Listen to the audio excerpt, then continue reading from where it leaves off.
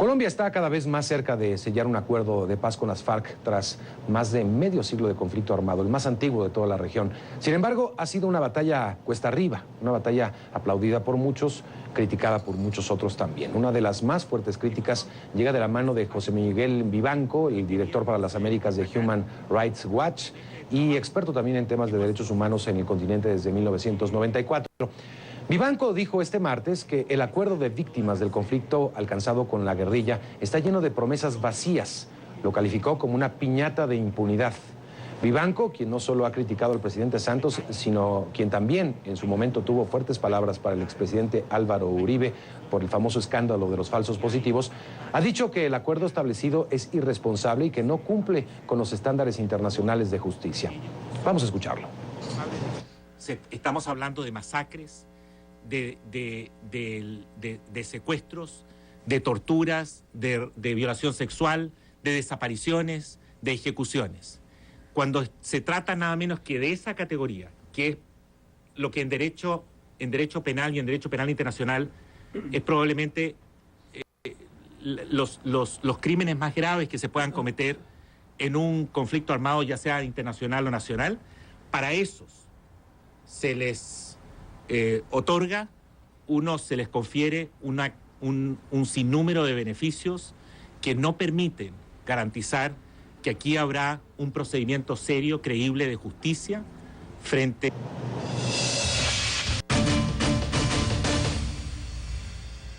Le doy la bienvenida a Ebert Bustamante, senador del Centro Democrático por el departamento de Dinamarca. Nos acompaña en vivo vía Skype desde Bogotá. Senador, muchas gracias por tener este contacto con nosotros. Quisiera antes que nada pues saber un poco sus opiniones. Supongo que irán en línea un poco de lo que ha dicho José Miguel Vivanco, director para las Américas de Human Rights Watch. Su opinión en términos generales de la posición de Human Rights Watch, senador. Buenas noches, Mario, para todos los televidentes del continente americano. Efectivamente, las declaraciones y las primeras reflexiones del señor Vivanco creo que están muy bien soportadas, porque lo que ha venido buscando el gobierno con estas negociaciones en La Habana es fundamentalmente lograr dos propósitos. En primer lugar, la protección de las víctimas y en segundo lugar, buscar el desarme de la guerrilla para que Colombia pueda volver a la tranquilidad y la paz. Se busca que en la protección a las víctimas se establezca el derecho a la verdad, a la justicia, a la reparación y a la no repetición. Y para ello se ha creado una jurisdicción especial de paz que busca establecer las responsabilidades para los miembros de la guerrilla. Pero en los últimos días el gobierno decidió extender la jurisdicción de este mismo tribunal a los miembros de la fuerza pública.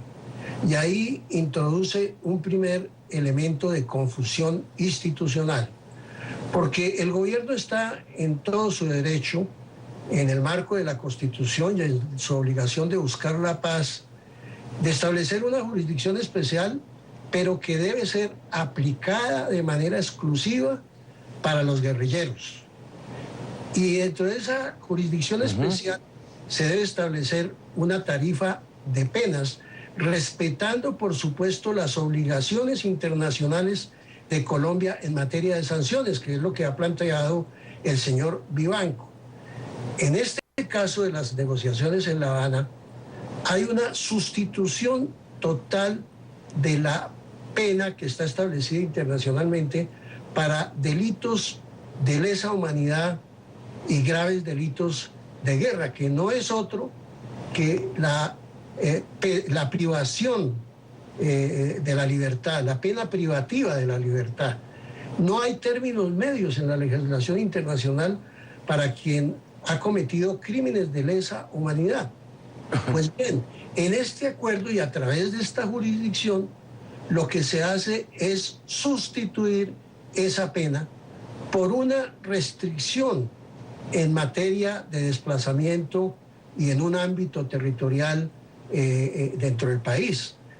Quiere decir que No, eso es una interpretación porque no se especifica con claridad qué quiere decir con esto de restricción de movilización, de movimiento, no hay una definición exacta, según también lo hacía saber José Miguel Vivanco, es decir, existe el término, pero no hay una descripción, queda ambiguo el término, digamos. Y así. eso es lo grave, precisamente, Mario, porque no puede haber ambigüedad. Frente a delitos de lesa humanidad, lo que establece la legislación internacional y los compromisos internacionales es pena privativa de la libertad. Ahora, que en virtud de la búsqueda de la paz, esa pena privativa de la libertad se pueda suavizar, se pueda reducir, está muy bien, pero siempre tiene que haber pena privativa, so pena de que el gobierno nacional y el país incumpla sus obligaciones internacionales. Y ahí viene el problema en relación con la aplicación de esta jurisdicción para los miembros de la fuerza pública en Colombia. No, es que en Colombia la actuación de la fuerza pública fue en el marco de la Constitución y la ley. Por eso la jurisdicción aplicable a los miembros de la fuerza pública que hayan incurrido en graves violaciones es la jurisdicción ordinaria. Seguramente en el contexto de estas negociaciones que sea necesario disminuirles algunas penas también se puede contemplar, pero siempre manteniendo la vigencia de la jurisdicción de nuestros tribunales, de nuestros jueces, que son los que están establecidos en la Constitución Nacional.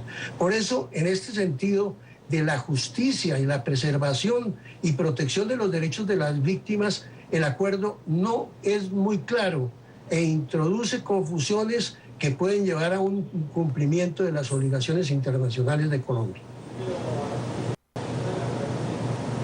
Entendemos, creo que en toda la región, que estamos ante un caso sin precedentes.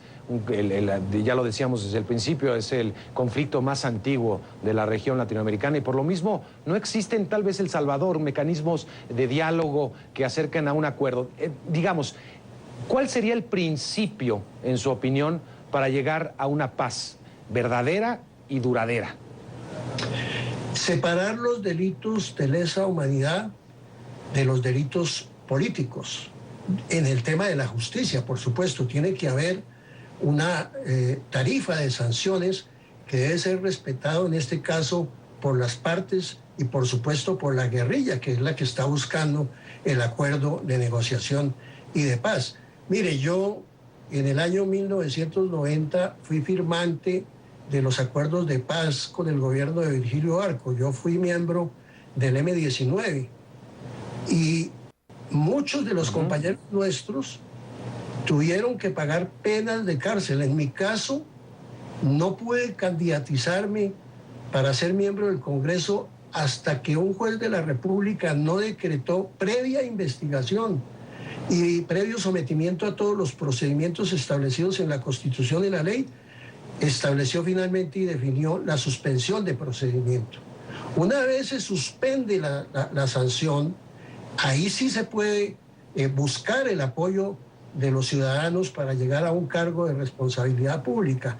En este acuerdo, lamentablemente, se establece que mientras que asuma responsabilidad quien haya cometido graves delitos de lesa humanidad, no pierde los derechos políticos y por lo tanto puede postularse como candidato a un cargo de elección popular. Ahí hay una contradicción que no permite que los colombianos y la opinión pública internacional y los organismos de derecho internacional puedan tener garantía y claridad sobre la seguridad de aplicar sanciones a los responsables de delitos de lesa humanidad.